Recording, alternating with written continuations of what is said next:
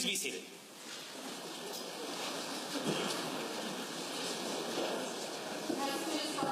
The Administrator.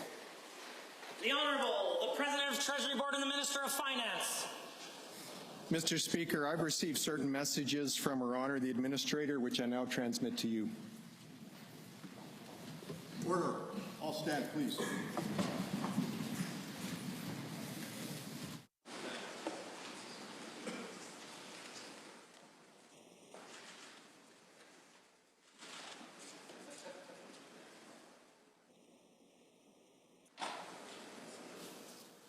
The Administrator transmits estimates of certain sums required by the offices of the Legislative Assembly for the service of the province for the fiscal year ending March 31st, 2020, and recommends the same to the Legislative Assembly. The Administrator transmits estimates of certain sums required by the government for the service of the province of Alberta for the fiscal year ending March 31st, 2020, and recommends the same to the Legislative Assembly. Please be seated.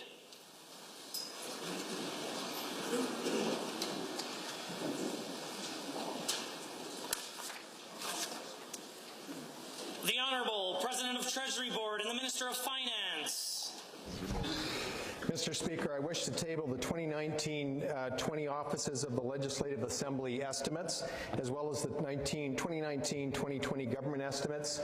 In addition, Mr. Speaker, I also wish to table the 2019-23 Government of Alberta Strategic Plan and the Budget 2019 Ministry Business Plans.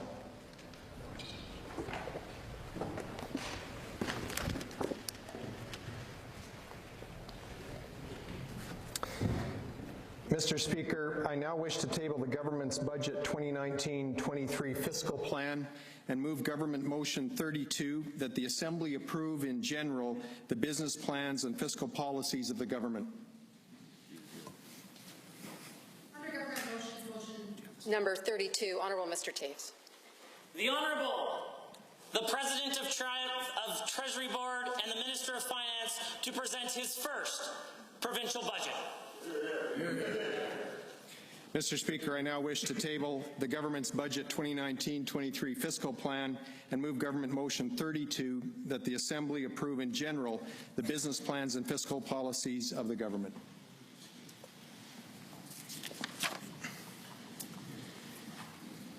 Mr. Speaker, it's my honour to rise today and deliver the inaugural budget of the first United Conservative Government of Alberta. This budget is the result of comprehensive platform our party ran on in this year's election and consultations with Albertans over the last few months.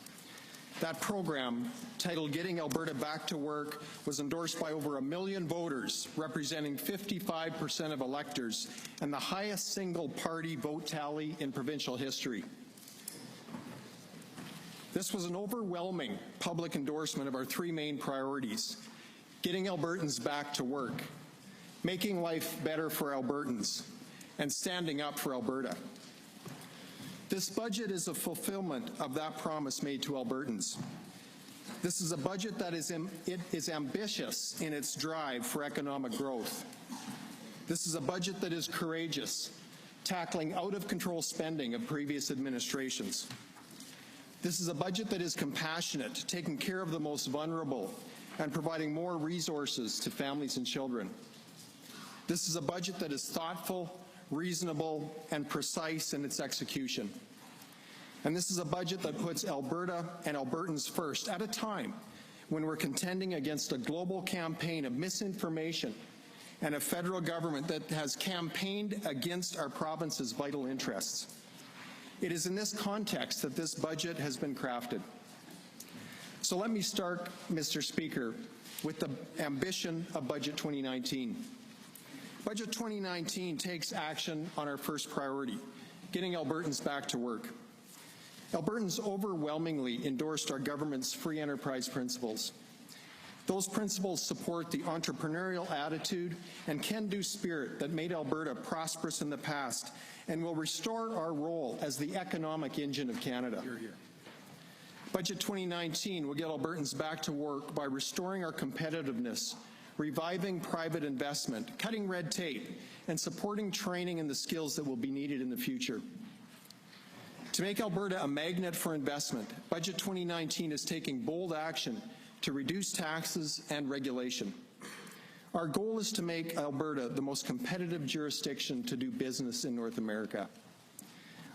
Our first act after forming government was the elimination of the carbon tax. That job-killing tax created a significant drag on economic growth and disproportionately penalized us for living in a geographically massive region in a cold climate and a resource-driven economy. At $1.4 billion, this was the largest tax cut in Alberta's history. It reversed the skewed policies of the previous government that raised the cost on everything, from home heating to groceries, on families and small businesses already coping with unemployment and less income. I was incredibly proud to present legislation that implemented the job creation tax cut. This legislation assures the reduction of corporate income tax rates from 12% to 8%. Mr. Speaker, by 2022, Alberta will have the lowest business tax rate in Canada, and that rate will be lower than 44 of 50 U.S. states. The weight of historical evidence overwhelmingly shows that when we improve our corporate tax strategy, our provincial GDP goes up and our share of national GDP increases. And so do jobs, and so do government revenues. Economists Jack Mintz and Bev Dalby estimate that the job creation tax cut will add up to 55,000 jobs by 2023. My own ministry estimates that the job creation tax cut will boost real investment by approximately $4 billion per year by 2023. And we have ample evidence of what doesn't work, Mr. Speaker. After the former government increased the corporate income tax rate, tax revenue fell by billions of dollars.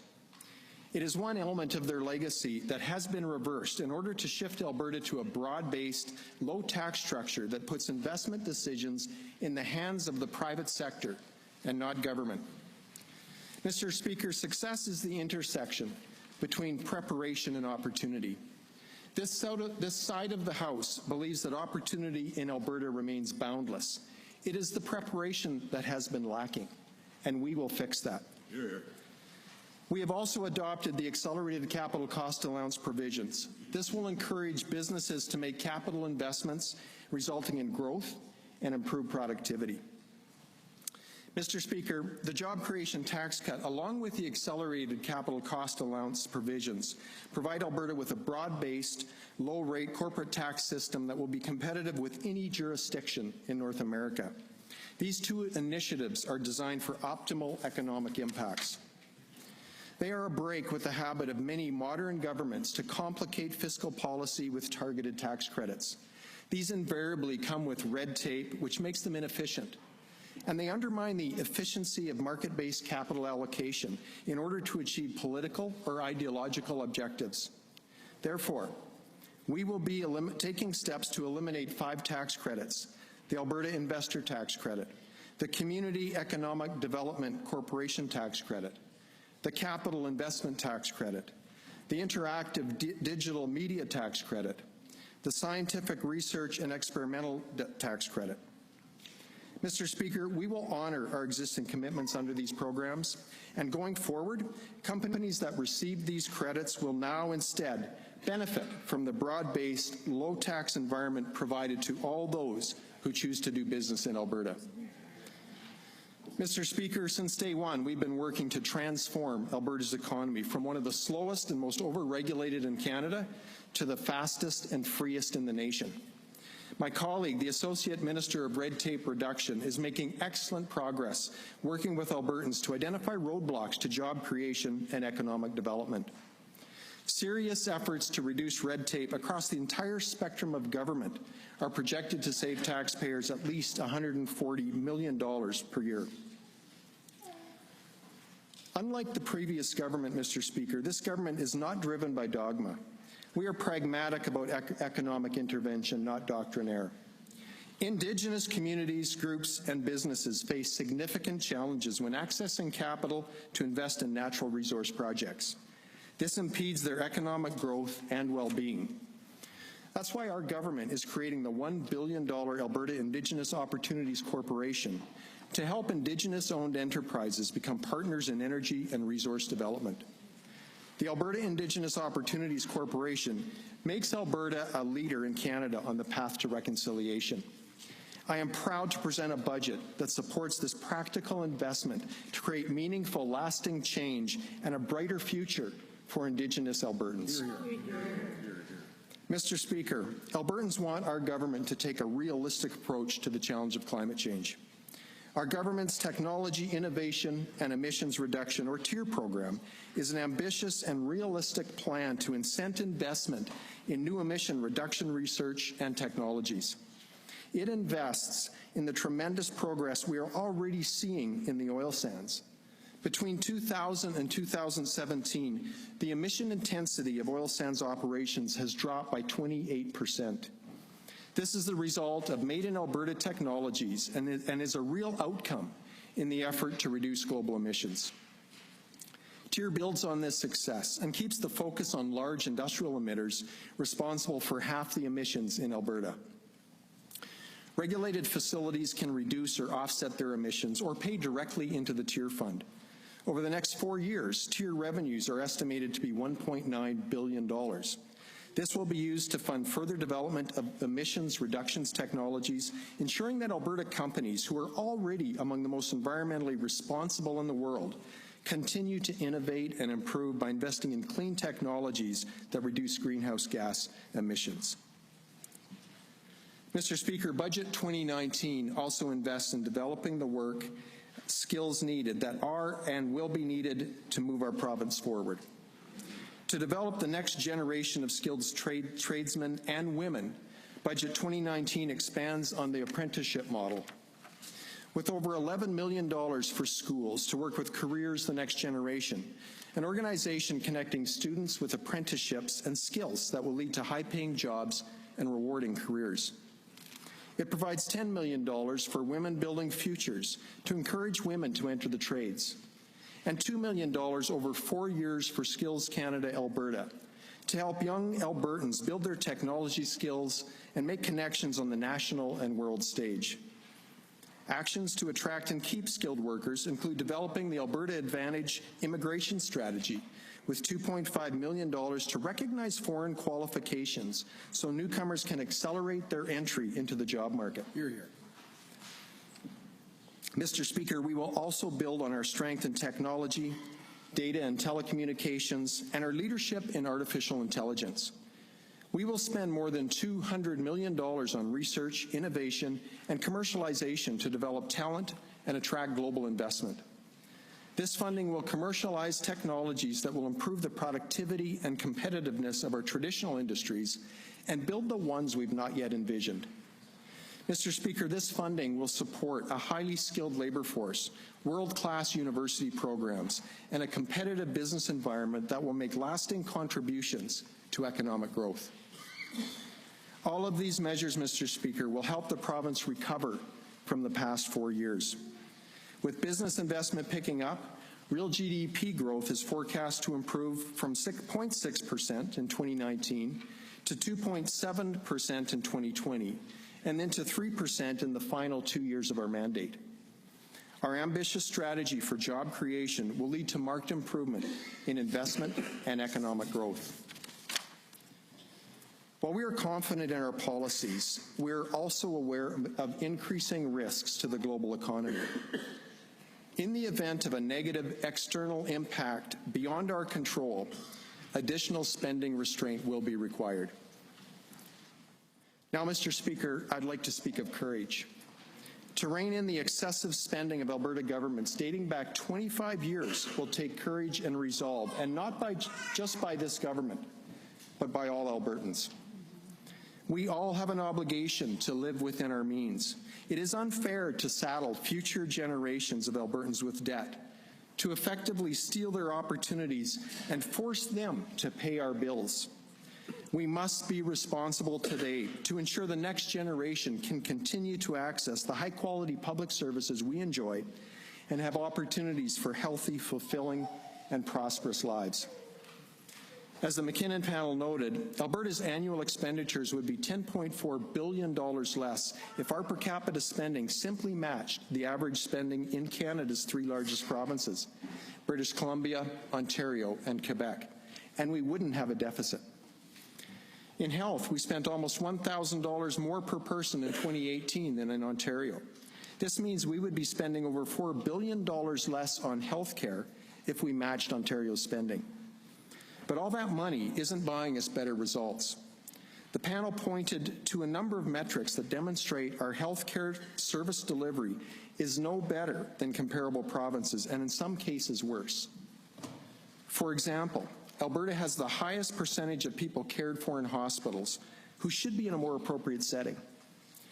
And we wait longer to see a specialist after getting a referral.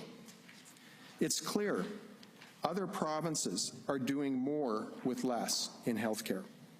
This is why our Minister of Health has initiated an Alberta Health Services review to identify a course of action that will ensure Albertans receive better value from our healthcare system. Mr. Speaker, we are also spending more than other provinces on education. K-12 education school board funding increased by 3.5% over the last decade, more than double the increase in student enrollment. In advanced education, funding to post-secondary institutions has grown by 40% since 2009, about 3 times the growth of enrollment. To live within our means, government spending must adjust to a new reality. Oil prices will be lower for longer. We can't count on another boom to bail us out. The McKinnon panel concluded that a spending freeze would not be enough to balance the budget in 2023.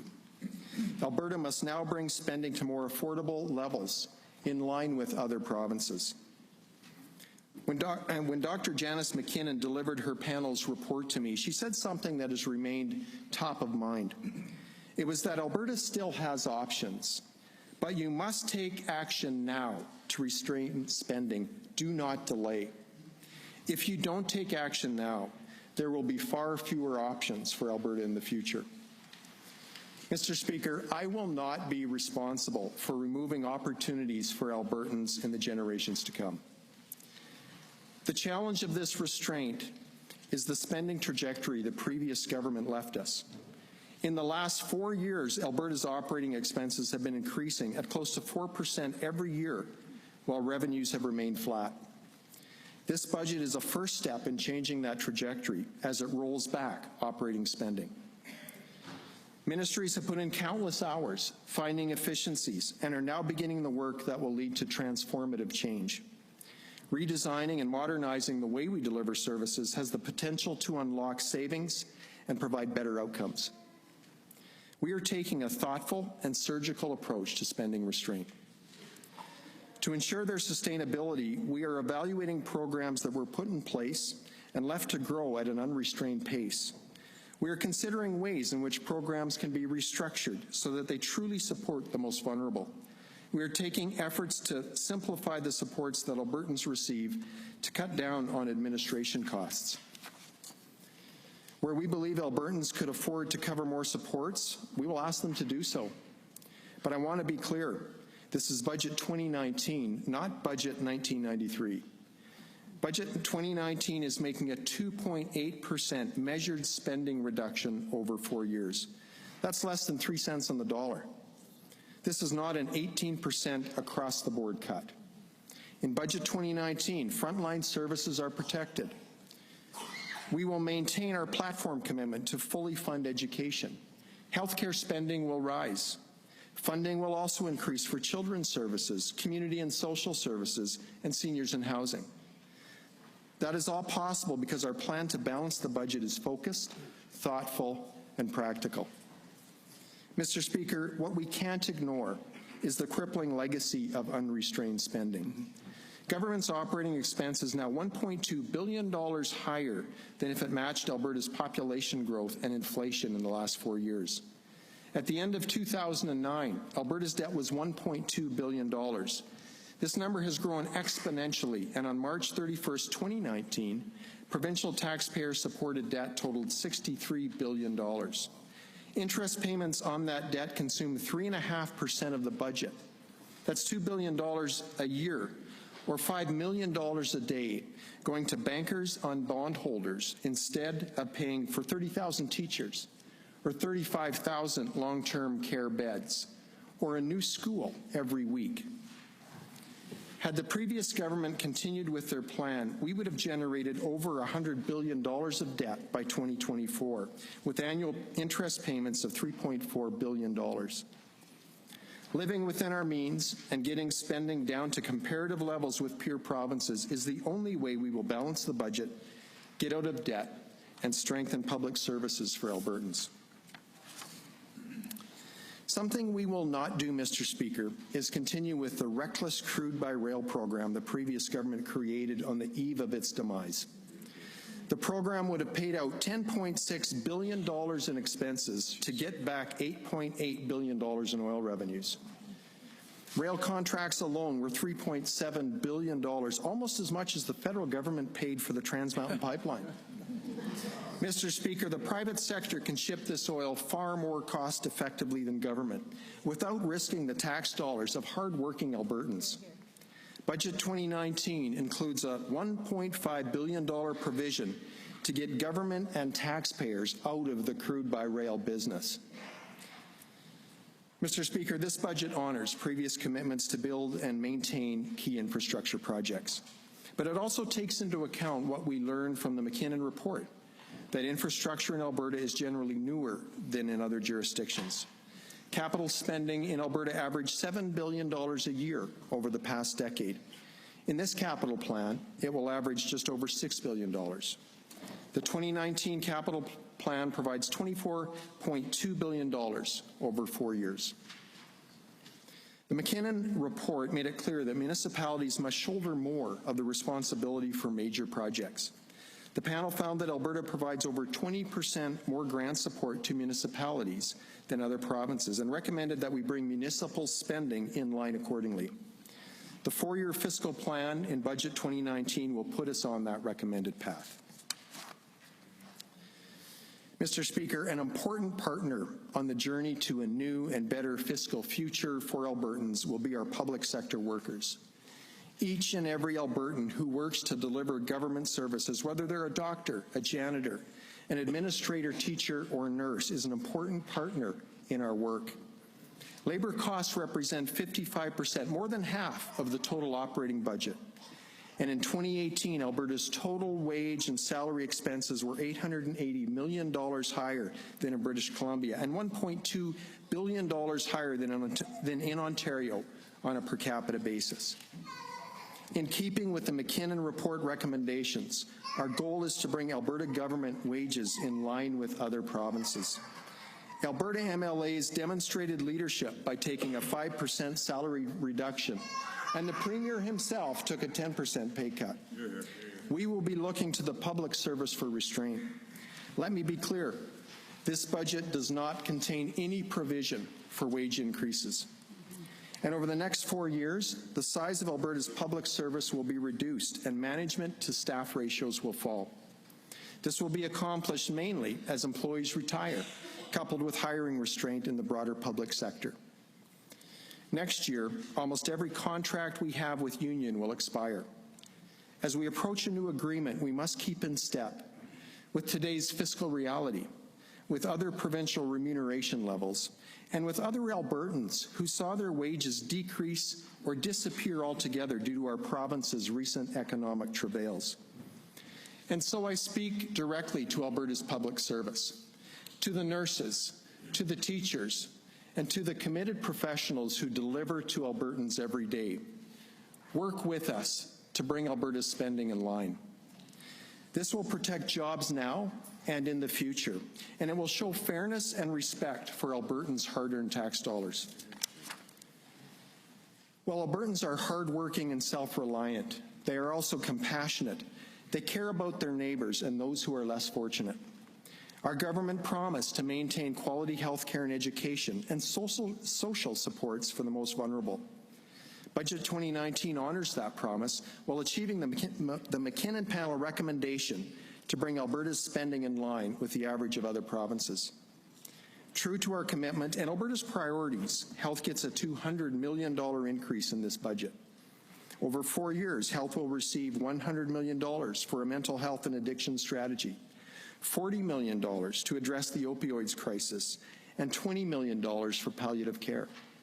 That said, we must recognize that health care is the single largest government expense. We must stabilize health care spending to balance the budget by 2023, and it can't be accomplished in 1 year alone. Last year, Alberta spent $20.4 billion on health care. That's 42% of the entire operating budget. Between 2009 and 2019, health care spending has increased 60%, while government revenue has only increased by 26%. Our goal is to establish a health care system that achieves better outcomes, provides appropriate care, more appropriate care for Albertans, and comes closer to the funding levels in BC, Ontario, and Quebec. Mr. Speaker, the Alberta government spends $8 billion every year to educate children from kindergarten through grade 12. Budget 2019 maintains this funding. We are allocating funding for the school nutrition program as promised, with $15.5 million for schools and $3 million for not-for-profits. We are accommodating student growth with $1.8 billion in new capital funding for new and upgraded schools and 250 new modular classrooms. We will build and upgrade playgrounds for Alberta's children by contributing $11 million over 2 years. We will also act on a McKinnon panel recommendation for Alberta's K-12 system. Government will review and revise the education formula to address enrollment growth and provide incentives for sharing services and achieving better student outcomes. We also want to ensure better outcomes for our post-secondary students. Post-secondary education accounts for nearly 11% of our budget. Spending on post-secondary education has grown at a rate of 4% per year, 3 times the rate of enrollment growth. We spend $36,500 per student per year.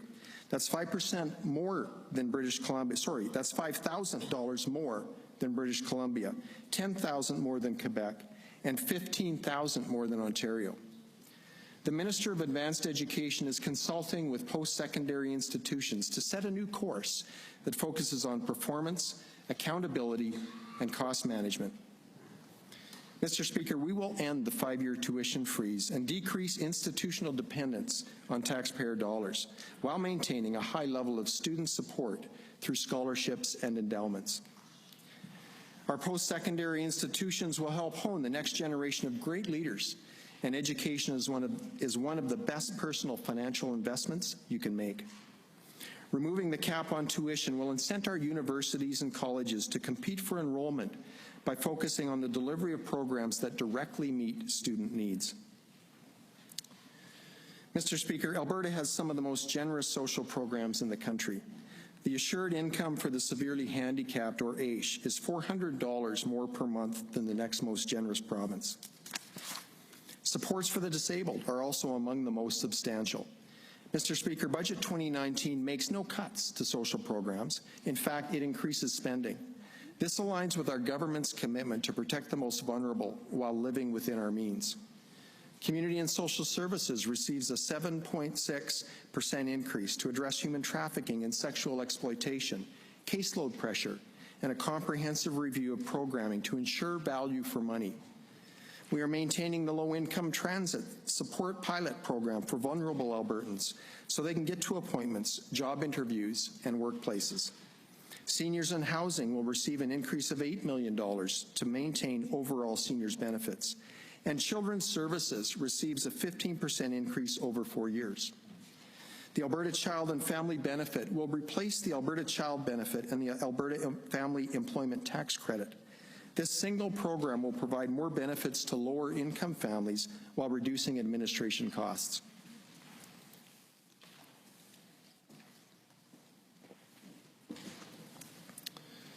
Mr. Speaker, the third priority for our government and for Budget 2019 is standing up for Alberta. Standing up for a fair deal in Confederation, and standing up against foreign-funded activists trying to landlock our oil. Alberta is a proud and significant contributor to the national economy. We have 12% of Canada's population, but contribute more than 16% to national GDP. We attract 25% of all capital investment and are responsible for nearly a quarter of all Canadian exports. When our economy is strong, all of Canada benefits. Alberta's net fiscal contribution to the rest of Canada averaged over $23 billion a year in the past 5 years and $211 billion over the last decade. Alberta taxpayers make an extraordinarily outsized contribution to the Federation, largely due to the energy sector. When Ottawa enacts discriminatory legislation like the tanker ban or creates excessive, opaque, and unconstitutional government programs like the new environmental assessment regime of Bill C-69, they are not just attacking the Alberta economy, they are undermining the future growth and prosperity of the entire nation. Hear, hear. Last year, Canada imported more than $18 billion worth of crude from foreign countries, including $1 billion from Saudi Arabia alone. At the same time, Alberta's reputation as the most environmentally friendly and socially responsible energy producer in the world has been unfairly maligned. We are fighting back against these defamations and disinformation with the truth and with a proactive and relentless effort that will bring back international investment. Budget 2019 includes $30 million a year for the Canadian Energy Centre to do just that. And $2.5 million is budgeted for the public inquiry into foreign funding of anti-energy campaigns. But, Mr. Speaker, the Canadian Energy Centre is just the start of our campaign to stand up for Alberta. In light of the election results earlier this week, it is clear that we cannot rely on federal support to rebuild our province. It is absolutely essential that we put our fiscal house in order and take charge of our economic future. In the coming months, we will be focusing our efforts on bringing fiscal fairness back to Alberta. We will be looking at each and every federal fiscal transfer program and demanding that our concerns are addressed. We will use all the tools at our disposal to get a fair deal for Alberta. Hear, hear. Hear, hear. In closing, friends, fellow Albertans, I'm proud of this budget and the people who have helped put it together. It is a plan that, above all, will balance the budget in 4 years. But it is much more than that. It is a turning point in Alberta's history. It is a budget that will grow the economy and create jobs through an ambitious strategy to attract investment to Alberta. It is a budget that will chart a prudent and thoughtful new course that breaks away from the excessive spending of past governments. It is a budget that provides certainty and stability. And it is a budget that demonstrates compassion for people and protects the most vulnerable. We promise to get Albertans back to work in a growing economy. We promise to deliver quality health care and education. We promise to support the most vulnerable among us. And we promise to balance the budget in 4 years. Budget 2019 keeps those promises. Mr. Speaker, on behalf of all of my colleagues in government, I would like to thank the people of Alberta for giving us this opportunity to return our province to prosperity. We will not let you down. Friends and fellow Albertans, I want to conclude with this message. While we have no shortage of challenges today, I believe Alberta has a bright future. I'm hopeful today not only because we've been blessed with a truly beautiful province, abundant in resources, but because Albertans are resilient and responsible, men and women who cherish and defend their freedom and know that reward does not come without risk or effort. This is the spirit of the men and women who built this province, and it remains today, and it is for this reason I'm incredibly hopeful for our future. Thank you, Mr. Speaker. Hear, hear.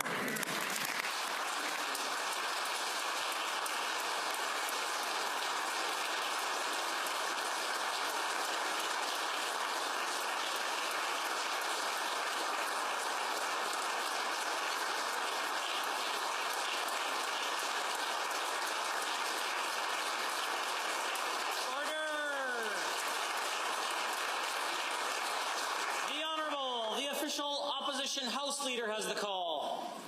Thank you very much, Mr. Speaker. Well, that was a whopper.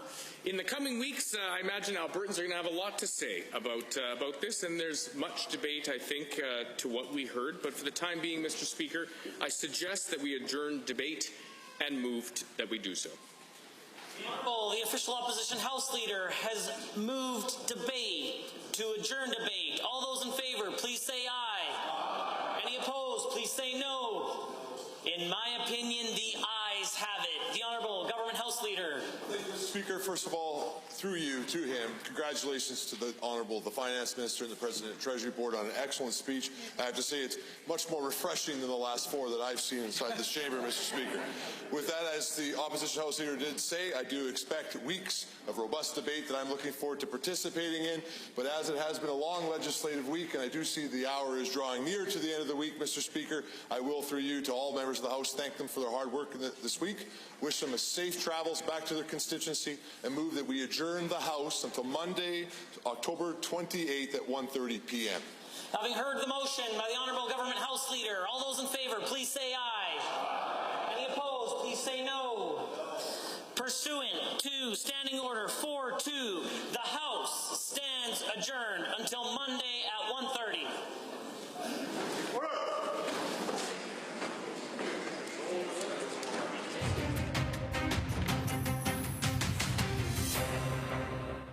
So we have some budget pain in Alberta and finger-pointing at federal politicians. We have Western alienation, leadership question marks, lots to cover with our panel of party commentators. Susan Smith is a Liberal commentator.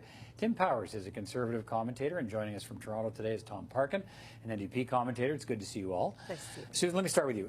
We see this Alberta budget now, and we know there's almost $3 billion in spending cuts for the people of Alberta. And we have Jason Kenney, the Premier of Alberta, pointing the finger at the federal politicians, saying in some ways, at least partly to blame, unfriendly federal policies and an unfriendly federal minority parliament now. And I want to get you to start by telling us how do you think Jason Kenney is playing this issue and these divisions in the country? Well, I think Jason Kenney's mantra for the next little while is going to be blame the feds. Doesn't matter what it is, blame the feds. That's what it will be. He came in as Premier not very long ago, and he inherited a situation in the province of Alberta that was not created by the federal government. It was probably exacerbated by the fact that a pipeline hasn't been built to Tidewater yet. But the federal government is not responsible for global oil prices. So, but it's easiest for him to have someone to kick Ottawa. That's a good way to be. People are upset. There's definitely Western alienation. This is something that the federal government is going to have to deal with. People are hurting because they haven't got jobs out there. But it's something that the Confederation is going to have to work on together. Tim, does Jason Kenney have a case to blame in part federal policies on what's happening in Alberta, the economy and alienation? Well, look, again, and it's not just Alberta that's saying this, so take the pipelines out of the mix in that debate. Bill C-69, which was something Jason Kenney has rallied against. He's not the only one. There are 9 premiers, I believe, including Dwight Ball, a Liberal premier in Newfoundland and Labrador. They feel that Bill C-69, from their perspectives, demonstrates a fundamental lack of understanding about the importance of the resource economy. That doesn't deal with price, as Susan says, but it does deal with a major roadblock provincial governments feel is impeding investment in their jurisdiction. And it's not unusual in Canadian politics to have finger pointing between the feds and the province. I mean, Mr. Trudeau just ended a political campaign where 2 of his main targets were Jason Kenney and Doug Ford.